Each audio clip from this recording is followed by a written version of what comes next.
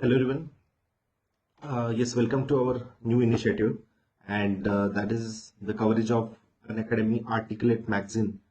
So, in this session, we are going to take coverage of the most important news of articulate, and mostly we will summarize other news also.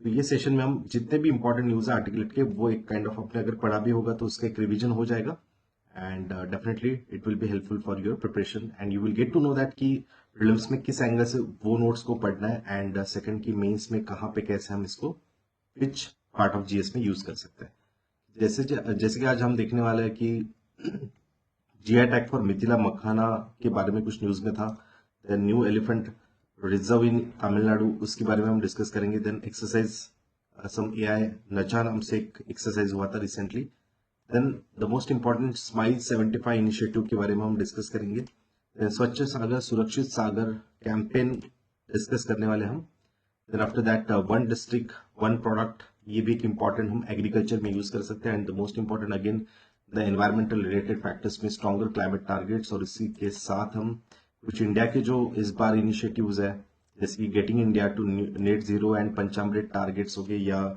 India ने जो भी life हमारे prime minister इन्होंने इस बार Glasgow summit में जो new initiative रखा है lifestyle for the environment which is LiFE initiative we will discuss about that and after that Udyam portal के बारे में हम डिस्कस करेंगे देन लिबोर नाम से या London inter bank offer rate के बारे में हम डिस्कस करेंगे then next will be yes about Tunisia कुछ न्यूज में प्लेसेस इन द न्यूज तो that we will discuss after that Tejas के डिलीवरी के बारे में होगा या आफ्टर दैट कोरल रीफ के बारे में हम देख सकते हैं so there are lots of news so let's see जितने भी हम कवर अप कर सकते हैं so that will cover in today's session okay so let's start with the first part and that is the GI tag for Mithila Makhana. Okay, and as you know that this product is basically very important for health purpose and यही एक अच्छे से grow किया जाता है Mithila regions में so maximum price for this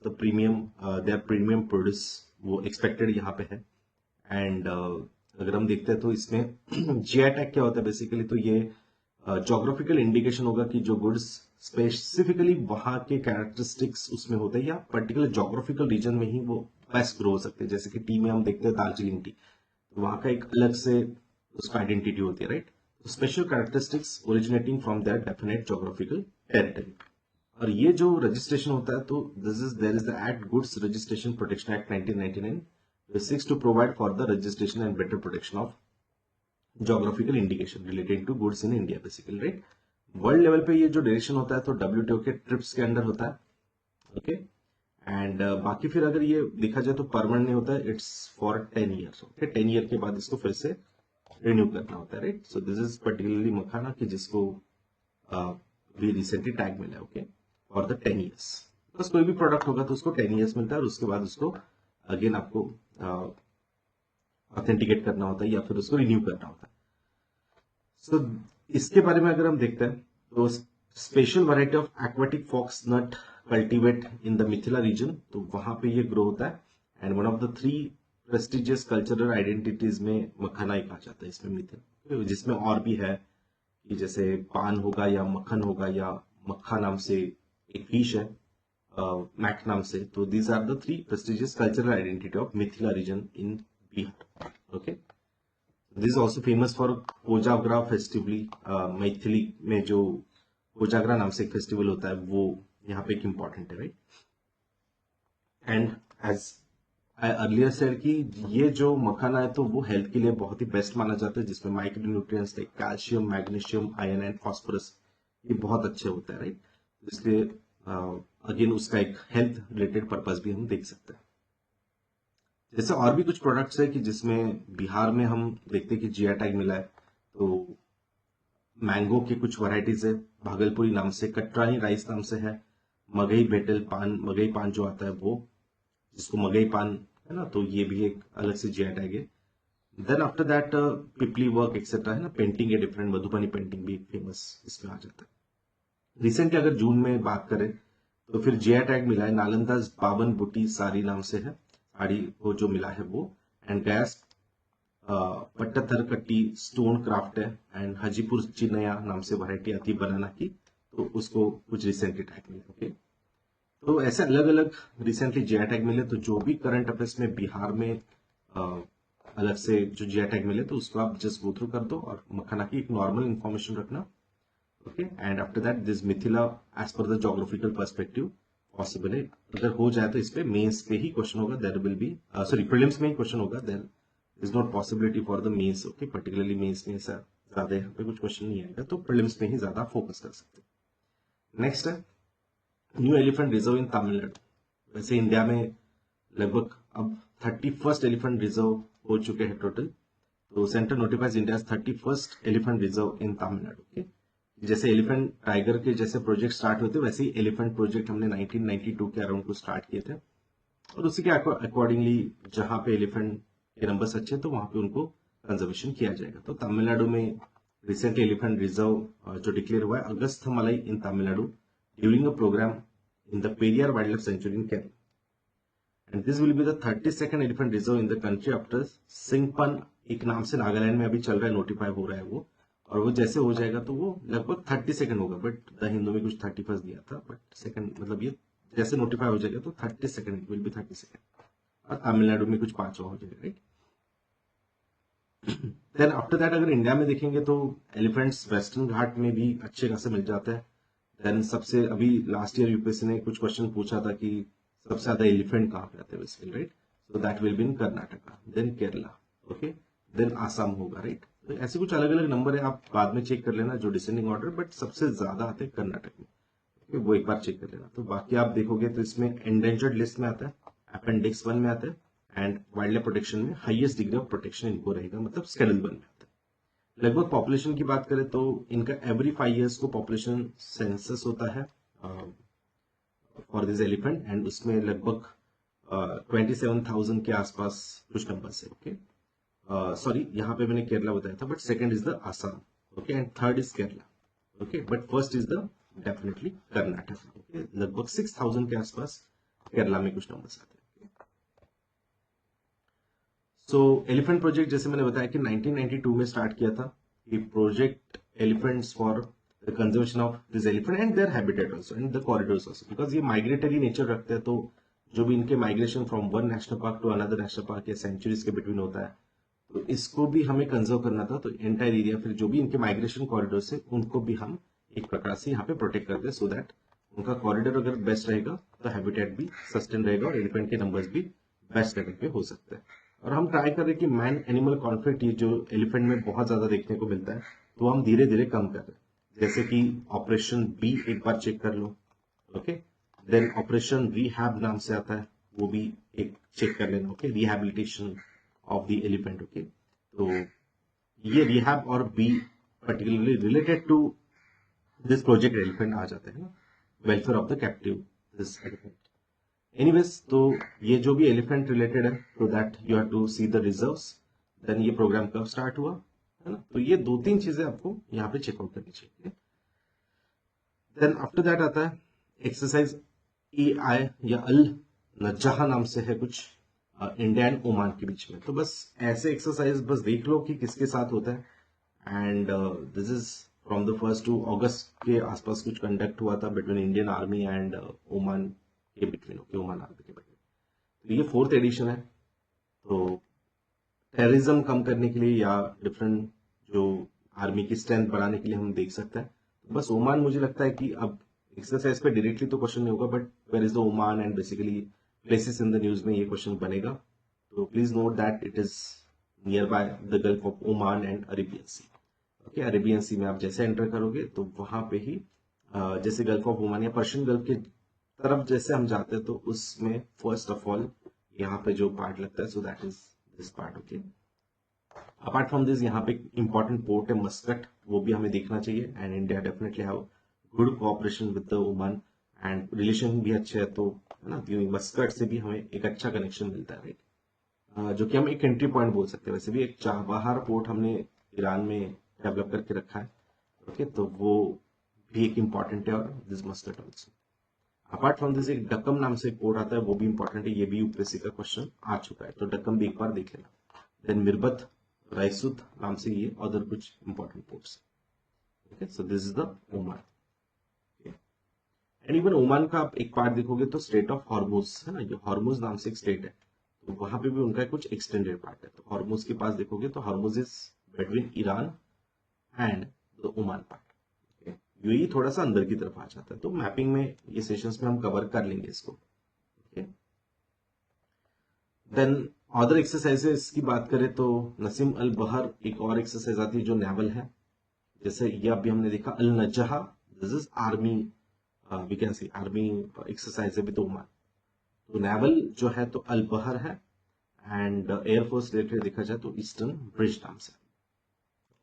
so that is all for this. ठीक है, तो इसलिए ओमान क्यों इंपॉर्टेंट है, because it is gateway to strait of Hormuz, जहां पे इंडिया का सबसे ज्यादा ट्रेड होता है और इंडिया का सबसे बड़ा ट्रेड रूट है हॉर्मुज जो हमें लगता है।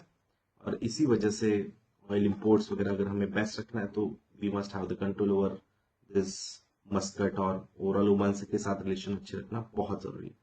इसलिए Arabian sea are linked by geography, history, culture etcetera, है ना, तो ये कोऑर्डिनेट रिलेशन हमें बहुत जरूरी है। So next is the smile 75। ये रिसेंटली बहुत अच्छे न्यूज में चल रहा है, तो that is what is the smile, बहुत ही अच्छा इनिशिएटिव जिसको हम बोल सकते हैं।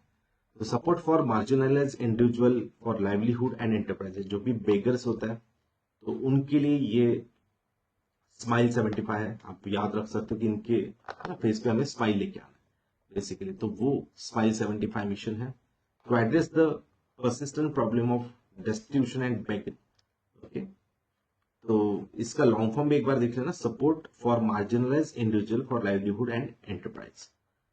So it will undertake comprehensive rehabilitation of person engaged in the act of begging in the spirit of Azadi ka Amrit Mahotsav. तो इसलिए 75 ऐसे कुछ टारगेट किया है, तो जिसमें हम कुछ 75 म्युनिसिपल कॉर्पोरेशन है कि जहां पे बेगरी बहुत ज्यादा देखने को मिलती है, तो कुछ कोलैबोरेट करेंगे हम एनजीओ के साथ, एंड उसके बाद यहाँ पे हम फोकस करेंगे उनके वो बेगर्स के rehabilitation, provision of medical facilities उनको दिए जाएंगे, because as you know that उनके कंडीशंस बहुत ही वर्स्ट होते हैं, उनको प्रॉपर न्यूट्रिशन नहीं मिलता है, इवन स्टे ऑफ कंडीशन जो बोलते हैं उनकी, जो बेसिकली उनको जो बेसिक नीड्स होते हैं वो भी अवेलेबल नहीं होते, राइट।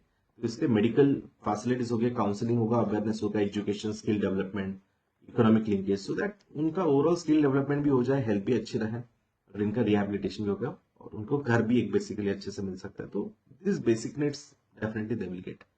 सो दैट्स व्हाई ये हमने स्टार्ट किया लगभग 75 म्युनिसिपल कॉर्पोरेशंस में। 100 करोड़ तक यहाँ पे कुछ टोटल बजट रखा है इसका हमने, under the ministry of social justice and empowerment. Okay, तो मिनिस्ट्री भी एक इंपॉर्टेंट आ जाएगी इसमें। तो जो कि हमने टारगेट रखा है 2025 टू 2026, मतलब 25-26 तक हमें ये बेसिकली 100 करोड़ का एक बजट हमने इसके लिए रखा है for their rehabilitation in the yes, उनका कि जो एक्ट ऑफ बेगिंग में इंगेज है उनके लिए। ओके, तो स्माइल 75, तो इसमें हम देख सकते हैं कि different cities, municipal areas begging free करना, ये हमारा कोर इसमें ऑब्जेक्ट रहेगा। अंडरस्टूड, ठीक। देन आफ्टर दैट अब इंडिया में अगर हम कंडीशन देखें बेगर्स की क्या है, तो लगभग टोटल नंबर अगर हम देखते हैं beggars in India is like 4 lakh, more than 4 lakh almost, including 2 lakh male and 1.9 lakh तक अगर हम देखते हैं फीमेल के नंबर्स है, जो कि बहुत ज्यादा है। सबसे ज्यादा अगर हम बेगर्स में अगर देखते हैं तो यूपी सबसे ज्यादा आता है, सेकंड बिहार आता है second number. Okay, and Lakshadweep में सबसे कम अगर देखते हैं तो that will B Lakshadweep. Okay, but तो सबसे हाईएस्ट नंबर जहां पे वो देख लो है ना, यूपी एंड बिहार सबसे। यूटी वाइज देखें तो ऑब्वियसली दिल्ली में बहुत ज्यादा पॉपुलेशन है और बेगर्स भी आपको ज्यादा मिल जाएगा, राइट। एंड बाकी फिर अगर नॉर्थ ईस्टर्न स्टेट्स में अगर हम देखते हैं तो मतलब आसाम ऑब्वियसली मोस्ट पॉपुलेटेड है, तो वहां पे ज्यादा दिख रहा है, और मिजोरम में सबसे कम दिख रहा है। ठीक है, तो एक जनरल इंफॉर्मेशन रखो जिसमें मुझे लगता है स्टेट भी दिख लिया, UP, Bihar and UT, New Delhi, so we must have to target on that. ठीक, नेक्स्ट एक इनिशिएटिव आता है स्वच्छ Sagar Surakshit Sagar campaign. So recently ऐसा कुछ एक clean coast safe sea campaign launch किया हमने, Swachh Sagar Surakshit Sagar campaign. Again 75 day, it is a 75 day citizen led campaign for improving ocean health through the collective action. इसमें लोगों को ही साथ में लेके हम क्या करेंगे कि ओशन या सी को हम सुरक्षित करेंगे या फिर इसको इसका पोल्यूशन कम करेंगे, है ना। यहाँ पे जो भी प्लास्टिक एक्सेट्रा होगा पोल्यूशन, तो उसको हम कम करेंगे, राइट। तो ये मेन इसमें कोर टारगेट है। ये पहला ऐसा कुछ first of candidates and longest running coastal clean up campaign हमने लॉन्च किया, जो कि इन द वर्ल्ड सबसे ऐसा कुछ एक प्रोग्राम है कि कंटिन्यूसली 75 डेज तक ऐसा कुछ इनिशिएटिव होगा। Highest number of people participation भी यहाँ पे एक्सपेक्टेड है।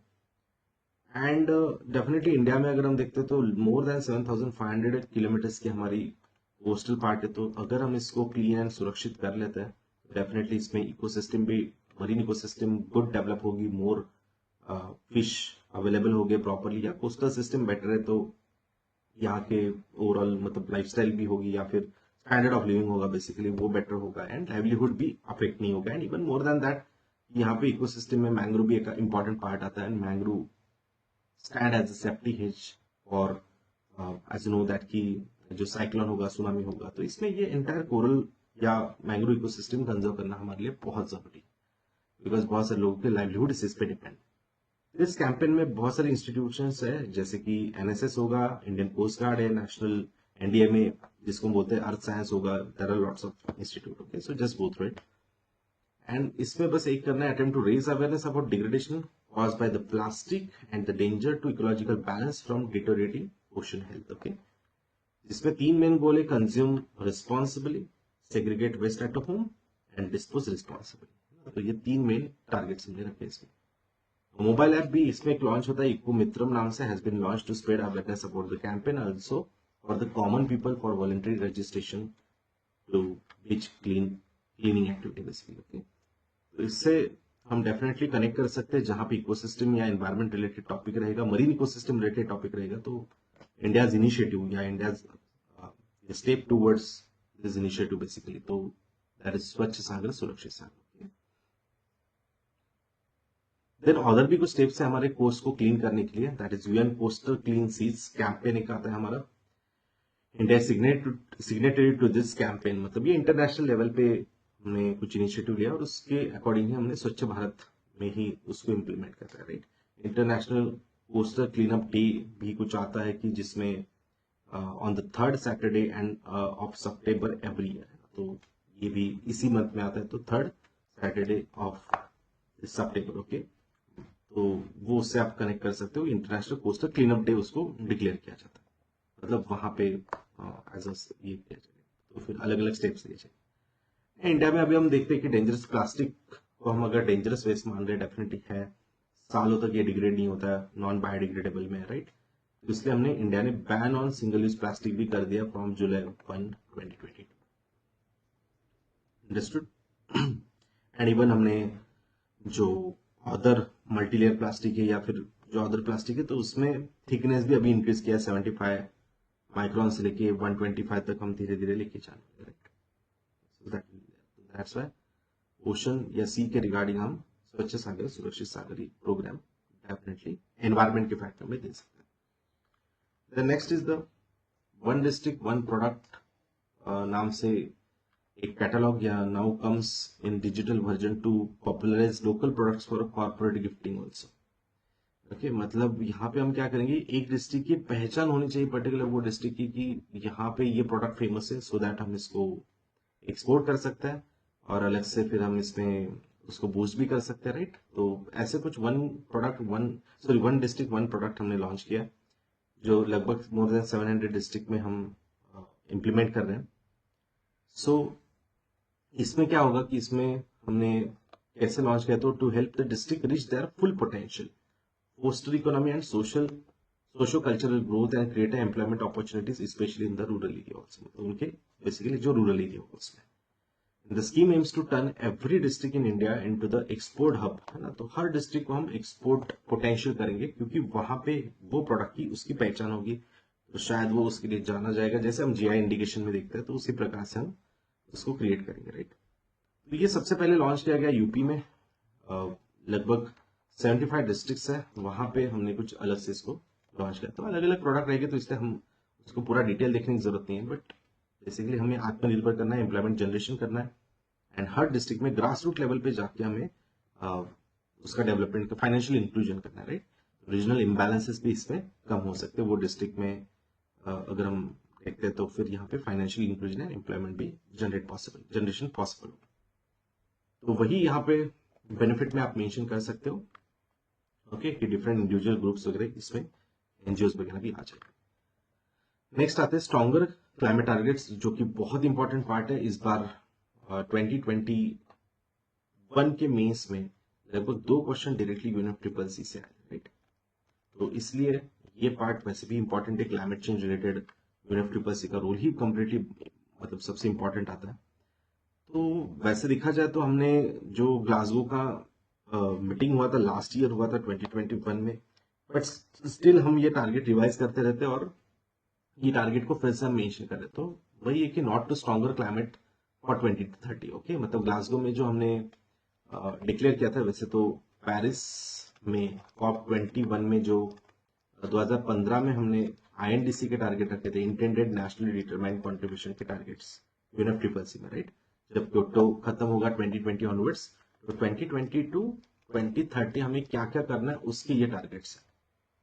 तो यहाँ पे हमने आईएनडीसी के डिफरेंट टारगेट रखे और कुछ टारगेट्स को हमने क्या किया कि अब दिस लास्ट ईयर मीटिंग 2021 में जो ग्लासगो में हुआ था मीटिंग, उसमें हमने कुछ पंचामृत भी डिक्लेयर किया, जहाँ पे 5 ऑब्जेक्टिव्स या आईएनडीसी के टारगेट्स है उनको रिवाइज किया और उनको इस हमने हायर टारगेट्स कर दिया, राइट।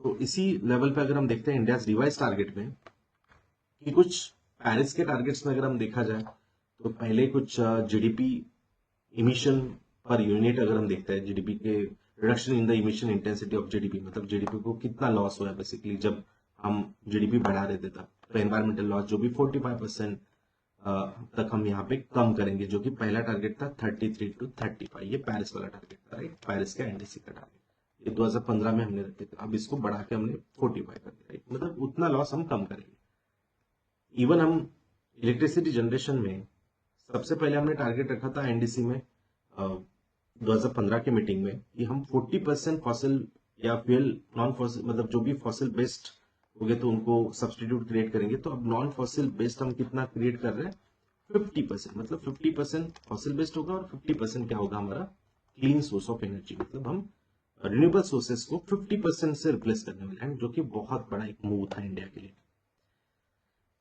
देन अब इसी का सिग्निफिकेंस होगा कि आईएनडीसी के टारगेट्स हमें अचीव करने में मदद होगी। नेट जीरो जो हमने 2070 तक नेट जीरो है ना, वो भी हमें मदद कर सकता है। अदर आईएनडीसी भी है कि नॉन फॉसिल एनर्जी हमने देखा कि अब 500 गीगावाट भी हमने इंक्रीज कर दिया टारगेट, पंचामृत में ये भी आता है। आगे फिर से रिपीटेडली लास्ट मंथ ये आर्टिकल्स आ रहे थे, तो नॉन फॉसिल बेस भी जो हमने पहले टारगेट रखा था 175 गीगावाट, वो भी हमने बढ़ा के 500 गीगावाट कर दिया, राइट। ये न्यू टारगेट हमने ऐड किया कि reduce the total projected carbon emission, मतलब ओवरऑल जो कार्बन इमिशन इंडिया की तरफ से हो रहा है, तो वही हम वो भी कम करेंगे, राइट। तभी जाके नेट जीरो हो पाएगी। Because what is net zero exactly? Net zero मतलब क्या है कि आपका जो इमिशन है minus sink, okay, that must be zero, या इमिशन इक्वल टू सिंक होना चाहिए। तो सिंक तो हमने इंक्रीज कर दिया कि जहां पे हमने एक टारगेट रखा था और एक जो यहाँ पे मेंशन नहीं है, but that was the previous, मतलब आईएनडीसी में हमने रखा था 2.5 to 3 बिलियन टन तक हम CO2 सिंक करके दिखाएंगे। ऑब्वियसली ये अफॉरेस्टेशन से होगा, ज्यादा जितने पेड़ लगेंगे तो उससे ही होगा, राइट। तो सिंक हम बढ़ाएंगे, डेफिनेटली बढ़ाएंगे, बट एक उसका भी एक लिमिटेशन होगा अफॉरेस्टेशन करने की। तो क्यों ना हम और एक चीज करें, इसके साथ ही साइमल्टेनियसली हम इमिशन को भी कम करें। तो अब न्यूली ये टारगेट रखा कि 1 बिलियन टन का हम CO2 सिंक भी कम करेंगे, सॉरी CO2 इमिशन भी कम करेंगे, सॉरी कार्बन इमिशन भी हम यहाँ पे 1 बिलियन टन तक क्या करेंगे, कम करेंगे। सो दैट ये दोनों एंगल से हम इसको कम करेंगे, इमिशन को, सिंक को बढ़ाएंगे। तो ये दोनों करेंगे तो मे बी वो फास्टर टारगेट 2070 तक कंप्लीट हो सकता है, ओके। तब जाके हम नेट जीरो पे आ सकते हैं, ओके। बिकॉज एक सिर्फ सिंक ही बढ़ाते गए बट इमिशन भी बढ़ रहा है साथ में, तो क्या चेंज आएगा ना। तो इसलिए हम दोनों चीजों पे फोकस करेंगे। तो आज की कंडीशन में सच में हमने डेवलपमेंट किया, बिल्कुल किया। इलेक्ट्रिक जो हमने टारगेट रखा, इमिशन इंटेंसिटी जीडीपी का टारगेट था, सॉरी, तो वो लगभग हमें जो लॉस है तो वो हम 24% से अभी लगभग 30% तक लेके आए। मतलब जीडीपी को जो लॉस हो रहा है बेसिकली, या जीडीपी इंटेंसिटी जिसको हम बोलते हैं ट्रैक्शन, वो अभी ही हम 30% तक आ चुके हैं। और इज डेफिनेटली इजीली हम अगर देखें तो जो हमने टारगेट रखा है यहाँ पे लगभग जो 45% तक हम एक्सपेक्ट कर रहे हैं तो वो हो जाएगा। मतलब डेफिनेटली न्यू अपडेटेड टारगेट जो हमने फर्स्ट यहाँ पे देखा था 45% तक हमें करना है, तो वो पॉसिबल हो सकता है, बिकॉज 15% से अभी अभी बाकी है, मतलब करना बाकी है, राइट? तो तब जाके ये पॉसिबल हो सकता है। Then share of non fossil based जो अभी ही 41% है, तो that is very good thing for India. Already हमने नॉन फॉसिल बेस्ड को हमने या कोल को रिप्लेस 41% तक कर दिया है। प्रोग्रेस हमारा बहुत अच्छा है और 50% भी हम शायद कर लेंगे जल्द ही। और कार्बन सिंक जो 2.5 to 3 बिलियन टन तक हमें करना था, वो अभी तक क्लियर नहीं है। अभी कितना प्रोग्रेस है वो देखा जाएगा, जैसे आगे डेटा आएंगे तो हम उसको अपडेट कर देंगे। ठीक है, जैसे मैंने बताया कि आपको रिपीटेडली ये टारगेट्स दिख रहे हैं, और जैसे अभी इंडिया को सच में नेट जीरो करना है, तो इंडिया को आने वाले 2070 तक, है ना, मतलब लगभग लगभग 50 ईयर्स हम पकड़ के चलते हैं, तो लगभग 50 ईयर्स में हमें कितना टोटल फंड लगने वाला है? $100 ट्रिलियन का। Okay, and that is very huge amount definitely, but ये 50 ईयर्स की अमाउंट है कि अगर हमें 2070 तक करना है, तो फिर वो ऐसा कुछ रिसेंटली कुछ रिपोर्ट के अंदर बताया गया था, ओके, सम रिपोर्ट्स में। तो यस, बहुत बड़ी कॉस्ट होगी डेफिनेटली। एंड ये रिपोर्ट जो रिलीज हुआ था, न्यू दिल्ली में ही रिलीज हुआ ये report, getting India to net zero, ऐसा कुछ रिपोर्ट है। जो ऑस्ट्रेलियन फॉर्मर प्राइम मिनिस्टर थे केविन रूड, या बान की मून जो है यूएन के सेक्रेटरी जनरल, या इंडिया के भी कुछ फाइनेंस कॉर्पोरेट हेड है, तो उन्होंने सबने मिलकर ये कुछ लॉन्च किया था, रिपोर्ट रिसेंटली लॉन्च हुआ है। तो डेफिनेटली एक बड़ी अमाउंट हमें यहाँ पे करने पड़ने वाली है, राइट, एनवायरमेंट की। सो इसको भी आप मेंशन कर सकते हो, राइट। इफ क्रिटिकली एनालाइज कुछ आता है तो इंडिया को डेफिनेटली ये टारगेट हम इसलिए तो बीच में डिक्लेयर नहीं कर रहे थे, बिकॉज फेज डाउन बोल रहे थे, राइट, क्यों हम मतलब टप्पो टप्पो में इसको कम करेंगे, स्टेप बाय स्टेप कम करेंगे। बट अगेन वही था, यूनाइटेड नेशन की तरफ से प्रेशर, यूएनएफ ट्रिपल सी की तरफ से प्रेशर था कि आप इसको जल्द से जल्द डिक्लेयर करो तो बेटर है। फाइनल टारगेट्स आपके आने चाहिए, सिंक मतलब जो भी आपका नेट जीरो है, तो वो सबको डिक्लेयर करना है, वो पेरिस में ही सबको बताया गया था। तो भाई India is not declaring, because US ने अपने टारगेट 2045 बता दिया, फिर चाइना ने 2060 तक नेट जीरो बता दिया, तो फिर उसके बाद इंडिया पे प्रेशर बन रहा था, because we are one of the top polluter, okay, one of the top CO2 emitters है, राइट। तो इसलिए फिर इंडिया पे भी प्रेशर डाला गया, बट फाइनली इंडिया ने चलो एनीवेज 2070 का टारगेट तो दे दिया, okay. So that is the all point. तो पिक इमिशन जो भी है वो कैसे कम करें, 2070 तक हमने रखा है target, let's see how we can achieve this. But हाँ, yes, we have to pay a lot of amount, okay, 10 trillion ton is not a small amount. ठीक है, बाकी हमने ये सब पॉइंट्स देखे। पंचामृत एक अच्छे से पढ़ लो, जितना आप इसको मेंस में लिखोगे उतने बहुत अच्छे मार्क्स आएंगे। ये 5 टारगेट आपको एनी हाउ लिखने चाहिए अगर मेंस में क्वेश्चन आता है तो। ये non fossil fuel energy capacity 500 gigawatt है, 1 बिलियन टन तक इमिशन कम कर रहा है, 50% एनर्जी रिक्वायरमेंट हम रिन्यूएबल सोर्सेज से करेंगे 2030 तक, सब 2030 तक के टारगेट, राइट। या carbon intensity of its economy जो भी है, जीडीपी की जो हम कंपैरिजन कर रहे हैं, तो 45% तक कम करेंगे, एंड लास्ट इज द 2070 तक net zero. These are the targets basically. इसी में हमने हमारे जो प्राइम मिनिस्टर है उन्होंने एक नई कंसेप्ट लाई, ग्लासगो के समिट में शायद इस पे क्वेश्चन आ सकता है प्रीलिम्स में, ओके। और वो क्या आ सकता है? Life initiative. लाइफ मीन्स क्या है? Lifestyle for the environment. तो जैसे देखो, हर कोई गवर्नमेंट ट्राई कर रहा है, everyone is trying on national, international level, state level, community level, but some time now community level and individual level पे भी जरूरी है कि आप एनवायरमेंट के बारे में सोचो और आपके लाइफ में चेंजेस लेके आओ। कि जैसे हम ऑफिसेस छोड़ के जा रहे हैं या घर से बाहर निकल रहे, तो लाइट्स बंद करके जाना है, राइट। तो जितनी एनर्जी नीड कम होगी, तो उतना शायद कंजम्पशन, मतलब जो भी हमें कोल पे डिपेंडेंसी, शायद वो कम हो सकती है, ओके। इवन हम व्हीकल्स अगर कहीं आसपास जा रहे हैं, तो वहां पे व्हीकल्स के अलावा हम मतलब पेडिस्ट्रियन बन सकते हैं ना, पैदल जा सकते हैं या साइकिल्स का यूज कर सकते हैं। इवन सेम यही कंसेप्ट अगर आप देखोगे तो जापान में चलती है वॉक टू स्कूल मैंडेट इनका कुछ, ओके। तो वो 1950 से चल रहा है ना। डेनमार्क भी देखो तो limiting parking with in the city centre, providing exclusive bike lens also, okay. तो ऐसे अलग अलग इनिशिएटिव आपको देखने को मिल ही जाएंगे, राइट। तो जो अदर कंट्रीज ऑलरेडी कर रहे हैं, तो वही हमने, हमारे प्राइम मिनिस्टर इन्होंने ऐसी कंसेप्ट इस 5 ऑफ जून को रखी थी, जिसको जिसको हम बोलते हैं lifestyle for the environment, okay. And जिसमें mindful and deliberate utilization by people world wide, instead mindful and wasteful consumption, okay, तो ऐसा ये कुछ पहली बार कुछ इनिशिएटिव ग्लोबल लेवल पे लेके आए हैं और वो हमारे प्राइम मिनिस्टर इन्होंने फर्स्ट टाइम ऐसी कंसेप्ट रखी है on the June 5th to harness the power of individual and collective action across the world to address the climate crisis.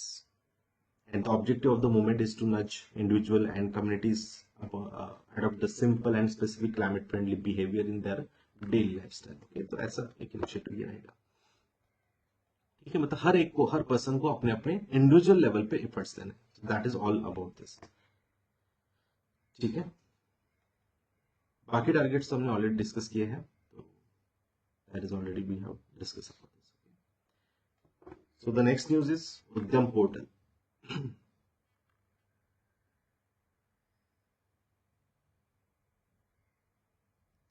Yes, Udyam portal. 1 crore MSME registered on Udyam portal in 25 months. Union Minister said that. Okay, around 1 crore micro MSME जिसको अभी हम कुरुक्षेत्र का भी अगर आप देखोगे अगस्त में इसी के रिगार्डिंग कुरुक्षेत्र था रूरल इंडस्ट्रीज के बारे में, उसमें भी ये टॉपिक आपको दिख जाएगा. राइट, तो 1 crore MSME have registered on the Udyam portal with in a span of 25 months. तो लगभग 2 साल में according to the union ministry of small and medium enterprises. Okay, जो कि लॉन्च किया गया था 2020 में और ऑनलाइन सिस्टम कुछ रजिस्टर्ड हुए थे यहाँ पे. उसके बाद अगर हम देखते हैं तो यहाँ पे it is further link with the database of CBDT, Central Board of Direct Taxes and GSTIN also. Then ये कुछ उद्यम पोर्टल आप देख सकते हो जो कि MSME के मिनिस्ट्री के अंडर आता है. रजिस्ट्रेशन पोर्टल है माइक्रो स्मॉल मीडियम एंटरप्राइजेस के.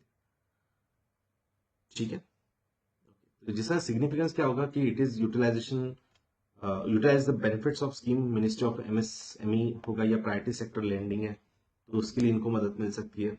इवन ऑल्सो MSME का कंट्रीब्यूशन GDP, एक्सपोर्ट्स, एम्प्लॉयमेंट में क्या है, कैसे जनरेट कर सकते हैं वो बढ़ा सकता है. इसके डेटाज बेसिकली हमारे पास आ जाएगा. Right, further digi locker facilities भी इसमें न्यू इनिशिएटिव में हमने ऐड कर दिया है उद्यम पोर्टल में. देख लेना एकदम एक बार उद्यम पोर्टल को हम कैसे किस प्रकार से आप देख सकते हैं. ठीक है, तो उसको ऑनलाइन एक बार थोड़ा सर्च कर लें. Then London inter bank offer rate, कुछ लिबोर नाम से कुछ न्यूज में था, इकोनॉमिक्स में हिट हो सकता है. So this LIBOR rose for the 4th straight session है ना, तो 2.5 basis points to 2.8 highest since November 2008. London inter bank offer rate आता है. Okay, so what is exactly this rate? So this is benchmark interest rate at which the major global banks lends to one another international interbank market for the short term loans. ठीक है, तो जो भी international bank है, बड़ी बड़ी international bank है, तो वो एक दूसरे को भी लोन्स देते रहता है. ओके, जैसे हम देखते हैं ना रेपो रिवर्स रेपो होता है, या फिर जैसे हमारे डिफरेंट बड़ी बैंक जो होती है RBI होगा, तो जो जिस प्रकार से लोन्स देते हैं सब्सिडी बैंक्स को, तो उसी प्रकार से यहाँ पे जो रेट होता है तो इसको हम लिबोर बोलते हैं. Benchmark interest rate of the major global banks lends to the one another in the international interbank market for the short term loan. ये किसके लिए होता है LIBOR? Short term. It serves globally accepted key benchmark interest rate that indicates borrowing cost between the banks and which is administered by Intercontinental Exchange, which asks major global banks how much they would charge other bank to for short term loans. Okay, तो उसके accordingly वो administer किया जाता है और निकाला जाता है. तो इसको कैलकुलेट किया जाता है, एक मेथोडोलॉजी है, वाटरफॉल मेथोडोलॉजी कहा जाता है. Standardised and transaction based data driven layered method होती है कुछ, उसके अकॉर्डिंगली किया जाता है. तो ऐसे ये लिबोर है, इसको देख लेना एक बार इकोनॉमिक्स के टर्म्स में है ना. अभी तक का ये सबसे हाईएस्ट रेट कुछ देखा जा रहा है एक्सपेक्टेशन. देन पावर ग्रैब इन ट्यूनिशिया. अब इसमें ज्यादा ऐसा कुछ क्वेश्चन नहीं बनेगा, बस बनेगा तो मुझे लगता है कि वो प्लेसेस इन द न्यूज में आ सकता है. उनके कुछ प्रेसिडेंशियल इलेक्शन के बारे में कुछ कंसर्न चल रहा है, but I will suggest that कि इसमें डिटेल जाने से बेटर है कि डायरेक्टली आप देख लो कि ट्यूनिशिया कहाँ पे आता है. Right, so this is north of Africa. Okay, और इनका कैपिटल जो भी है ट्यूनिस वगैरह वो देख लो एक बार. और ये इसके आसपास आने वाले कंट्रीज कौन से है? तो अल्जीरिया एंड लीबिया आता है साउथ की तरफ, एंड नॉर्थ की तरफ मेडिटेरियन सी लगेगा. राइट, इसको देख लेना. गल्फ ऑफ गिब्स कहाँ पे? गल्फ ऑफ हैममेट कहाँ पे आता है, then after that gulf of Tunis क्या है, ये देख लेंगे। नेक्स्ट है this Tejas jets for delivery. तो this offer to sell 18 light combat, जो हमारा सक्सेसफुल लाइट कॉम्बैट एयरक्राफ्ट है। तो ये हमने कुछ अभी मलेशिया से कॉन्टैक्ट किया था, तो उसके बाद ये जो ऑफर हुआ यहाँ पे 18 LCA का तेजस का to Malaysia and Argentina, Australia, Egypt, USA, Indonesia है ना। So we are also interested in the single engine jet.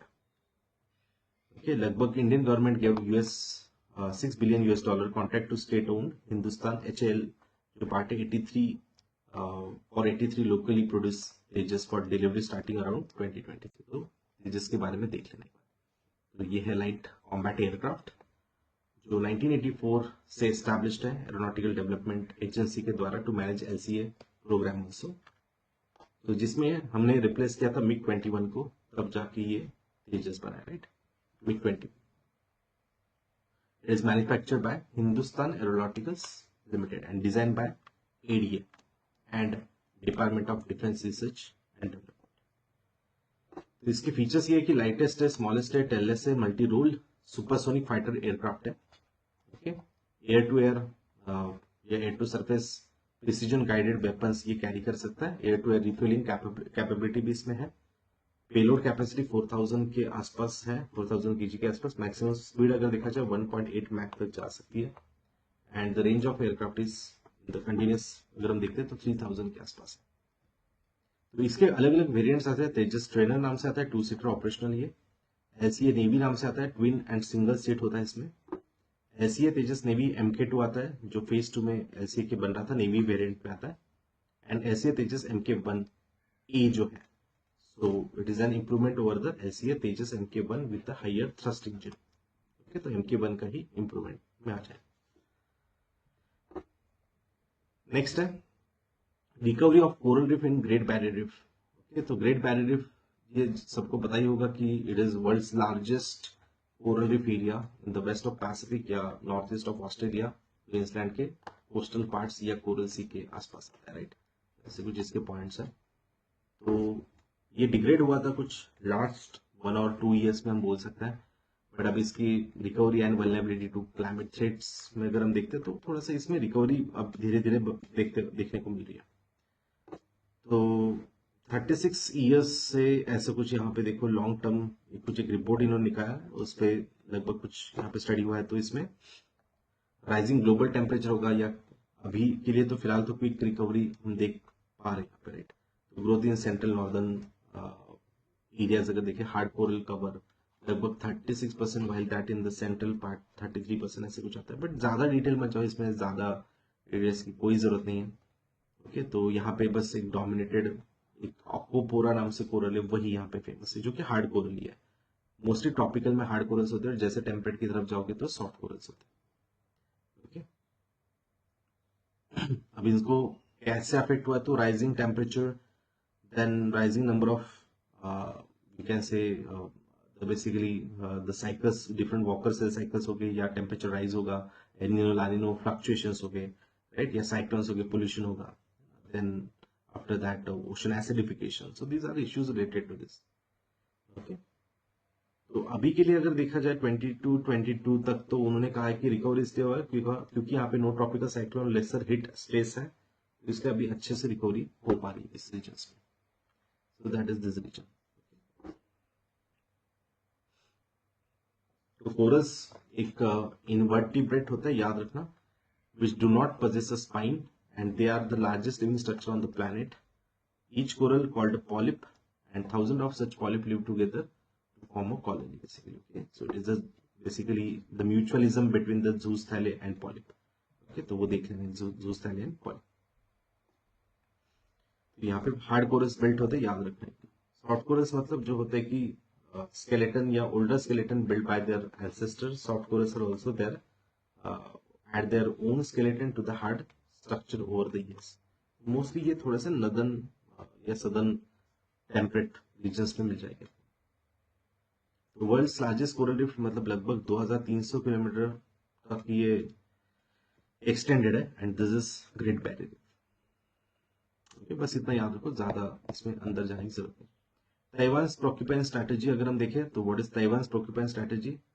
To protect itself if China attacks. So China launch aggressive, unprecedented military exercise near Taiwan, respond to US. Okay, US बहुत दिन से यहाँ पे कुछ उनके ships वगैरह दिख रहे थे, बहुत सारी चीजें चल रही, तो अभी चाइना ने भी वहाँ पे ताइवान के फॉर्मोसा के आसपास, फॉर्मोसा स्टेट या ताइवान स्टेट के आसपास अपना प्रेजेंस दिखाना शो कर दिया।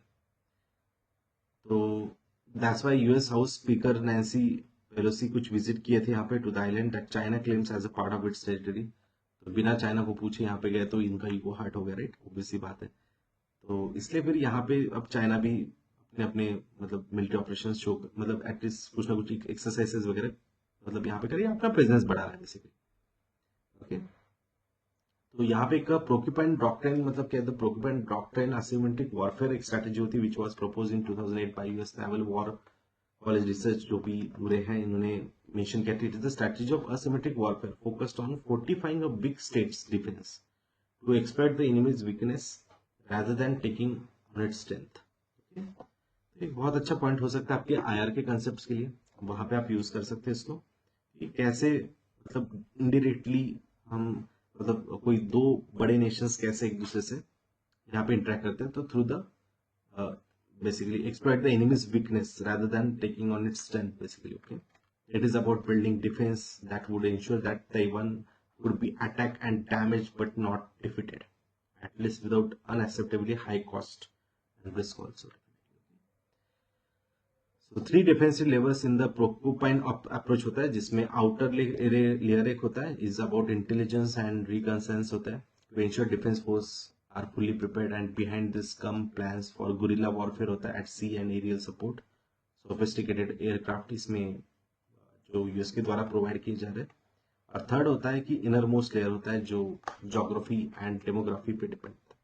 ओके, तो ऐसे तीन लेयर हम मान सकते हैं, outer layer, behind their guerrilla warfare, and after that inner most layer means the most important demographics की क्या है, population है, कैसी geography उसके related.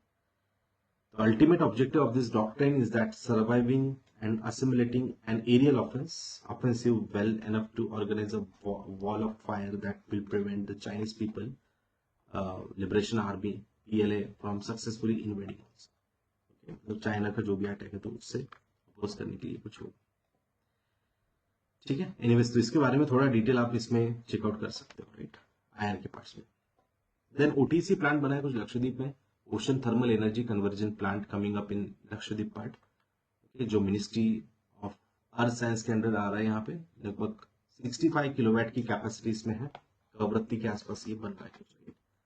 The plant will power the 1 lakh liter per day low temperature thermal desalination plant भी इससे चल सकता है, कि जो एज यू नो दैट बहुत ही छोटे छोटे आइलैंड्स है यहाँ पे लक्षद्वीप आइलैंड के ग्रुप्स में, और वहां पे रिवर्स भी उतनी नहीं है, तो इसलिए इनको फ्रेश वाटर का एक सोर्स है, that is the only desalination करना पड़ेगा, राइट। और डिसैलिनेशन अगर करना है तो फिर इलेक्ट्रिसिटी लगेगी, तो इसीलिए ये थर्मल पावर प्लांट जो है तो यहाँ पे काम कर सकता है। ऐसा the plant is first of its kind in the world as it will generate drinking water from the sea water using the indigenous technology, green energy and environment friendly process.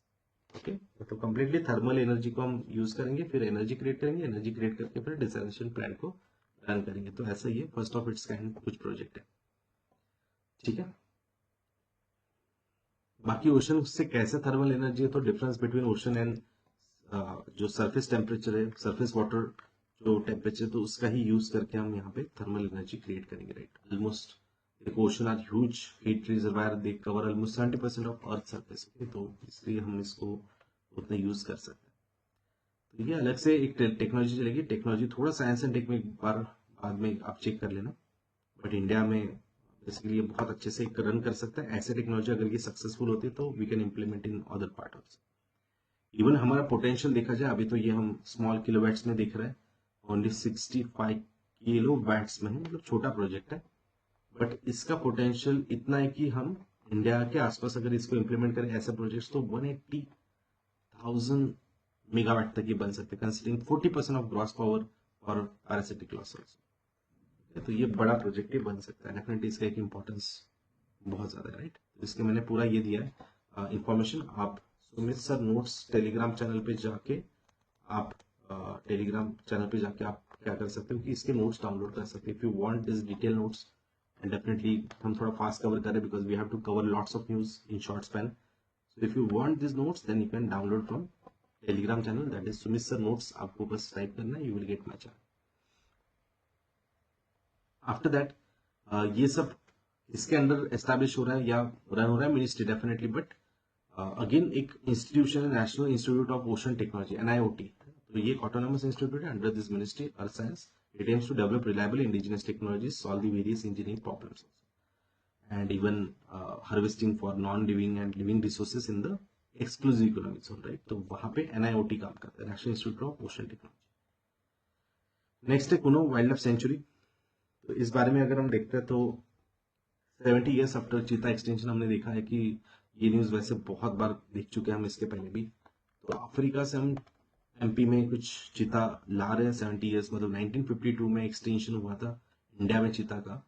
But उसके बाद हमने बहुत कोशिश की कि Asiatic cheetah कहाँ से लेके आए, तो वो ईरान में ही बचे थे, बट वो ऑलरेडी क्रिटिकल इंडेंजर्ड हो चुका है, बहुत ही फ्यू नंबर्स बचे हैं। इसलिए फाइनली का हमारे पास ऑप्शन था कि अफ्रीकन चीता जो वल्नरेबल है तो उसको लेके आ जाए, राइट। और इंडिया में पुनो पालपुर, राइट। पुनो पालपुर कहाँ पे आता है? MP के वेस्ट में। ओके, जो MP का मैप अगर आप देखोगे तो उसके थोड़ा सा वेस्ट की तरफ यहाँ पे माधव नेशनल पार्क एक्सेट्रा था उसके आसपास ही। तो नॉर्थ वेस्ट पार्ट जो MP का, तो वहां पे हम इंट्रोड्यूस करने वाले, बिकॉज वहां पे थोड़ा सा उसको जो बेसिकली वेदर चाहिए, क्लाइमेट चाहिए, तो वो वहां पे बेस्ट पड़ेगा।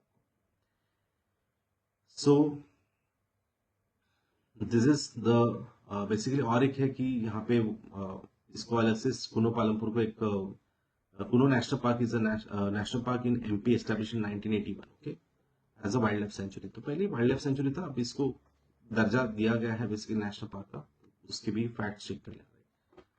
तो अबाउट चीता अगर देखें तो ओल्डेस्ट बिग कैट में आता है एंड फास्टेस्ट लैंड मैमल जिसको हम बोलते हैं, हम पे अगर कोई फास्टेस्ट मैमल होगा तो that will be the cheetah. Okay, reason वही है कि illegal trafficking, poaching, hunting etcetera है ना, so that is the issue. And right now African is vulnerable but Asiatic is critically endangered. जो ओनली 40 to 50 बचे हैं ईरान के पास, तो ईरान क्या देगा हमें ना, हमें देंगे तो अगर उनकी डेथ हो जाती है तो और भी नंबर कम हो गए, तो और वल्नरेबिलिटी इंक्रीज होगी। तो दैट इज वाई जो अफ्रीकन चीताज है वो अच्छे खासे नंबर में लगभग 3 to 4,000 के आसपास आते हैं, तो वो हम लेके आ रहे हैं अभी वहाँ पे, राइट। तो उसके फैक्ट्स चेक करते हैं। देन एशियान की 55th एनिवर्सरी, तो मुझे लगता है कि अब इनके रिलेशन विद तुर्की कैसे है क्या है वो तो, तुर्की का भी नाम बदल दिया है, वो देख लेना बैकग्राउंड में क्यों बदला है, कैसे बदला है, ठीक है, what is the reason etcetera. But Asian अभी हम देख रहे हैं तो एशियन के कंट्रीज कौन से आती है एशियन में, वो मुझे लगता है अच्छे से दिखना चाहिए, राइट। तो एशियन का फाउंडेशन हुआ था 1967 में। तब फाउंडिंग मेंबर्स ओनली 5 मेंबर्स थे, Indonesia, Malaysia, Philippines, Singapore and Thailand. बाद में फिर एशियन टोटल कंट्रीज 10 तक निकल जाती है, मतलब पूरे साउथ ईस्ट एशियन कंट्रीज जिसमें Indonesia, Laos, Thailand, Myanmar, Philippines, Vietnam है ना, ये सब कंट्रीज आ जाती है, including Brunei also. So it's a political economic organization aimed at primarily promoting economic growth and regional stability among its members. तो ये Asian का मेन पर्पस है।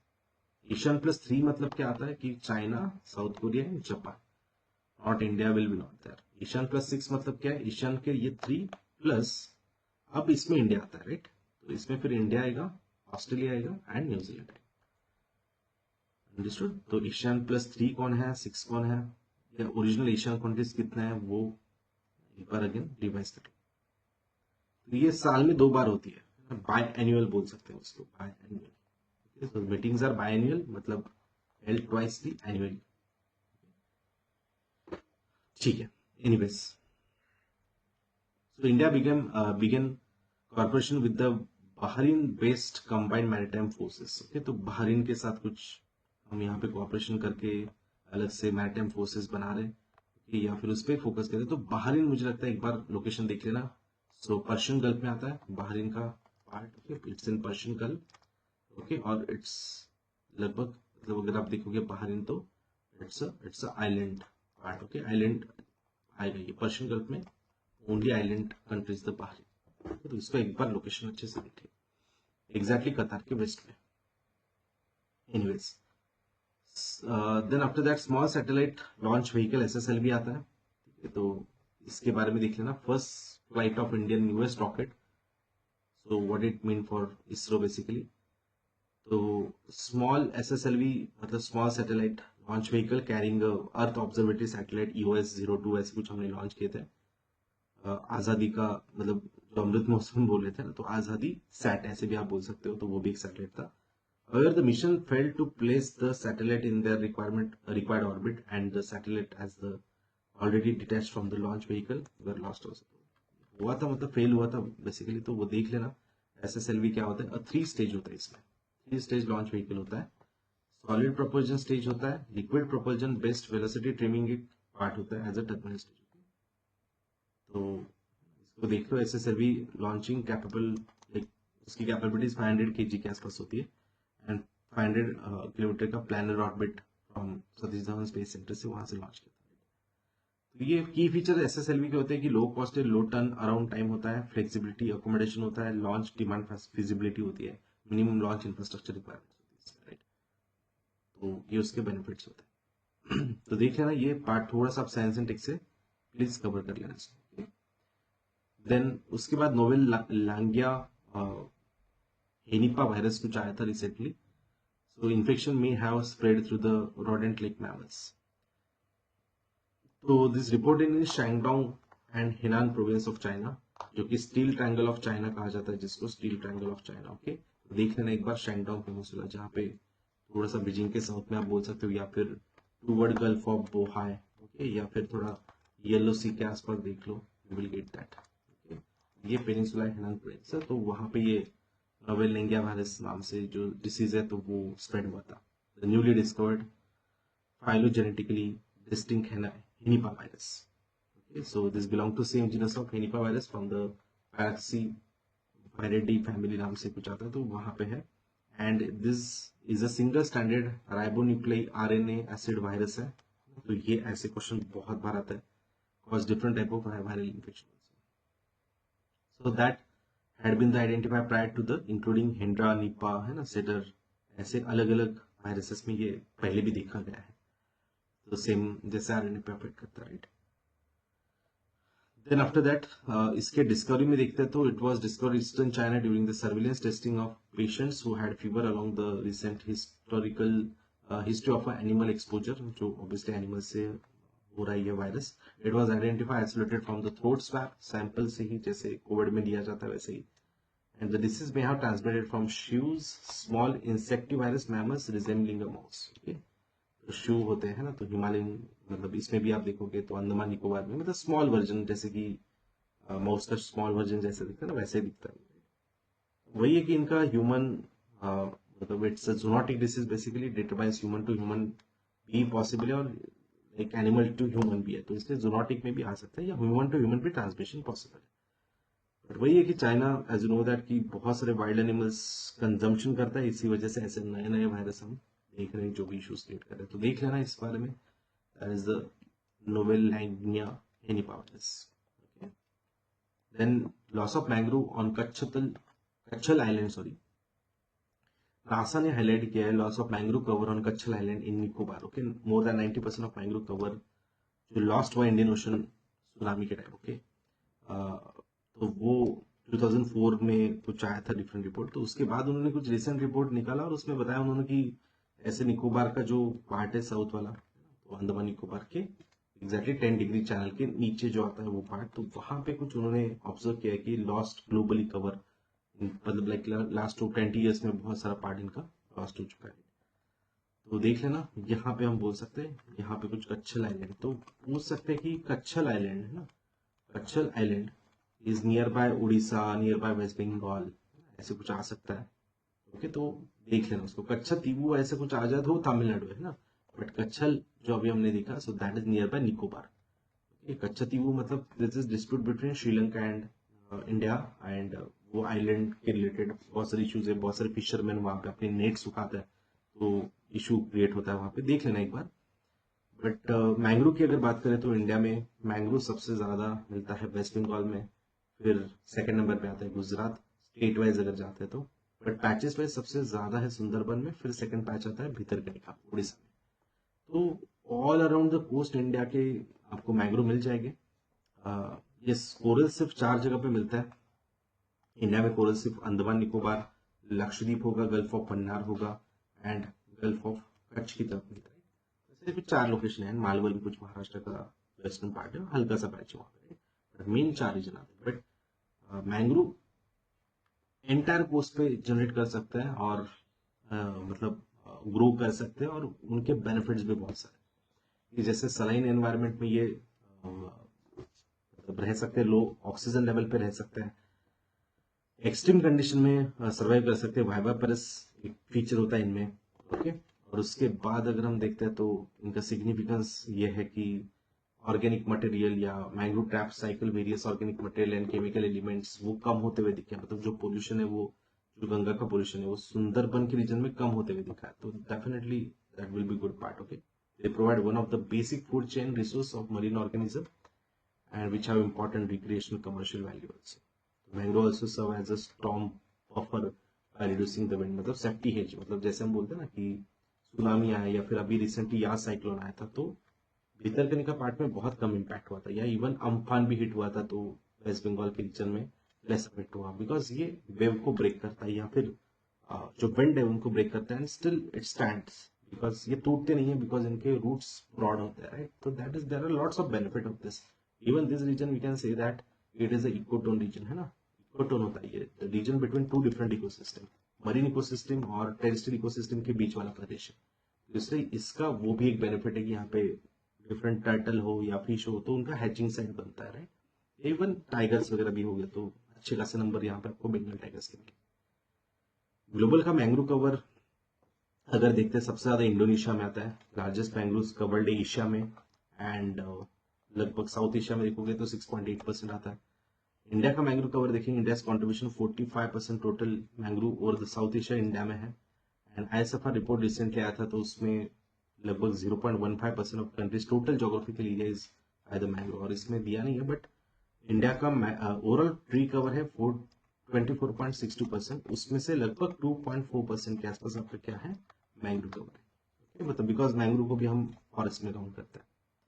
और यहाँ पे आप देखोगे तो royal Bengal tiger, Gangetic elephant है ना, तो गैंजेटिक डॉल्फिन होगा, एस्चुरिन क्रोकोडाइल, भितरकनिका में तो जो क्रोकोडाइल है वो बहुत फेमस है।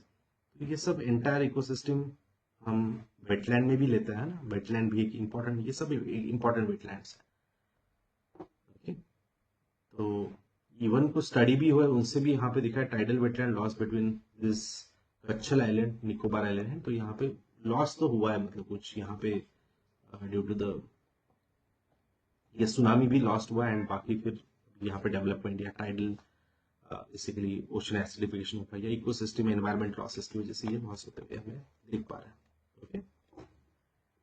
So I think it is sufficient for is this session, and whatever the remaining part जैसे इथेनॉल ब्लेंडिंग होगा, है ना, जो इंडिया ने अभी रिसेंटली 10% तक अचीव किया है, और हमारा टारगेट है इथेनॉल E20 तक लेके जाना 2025 तक, ओके, 2025 तक।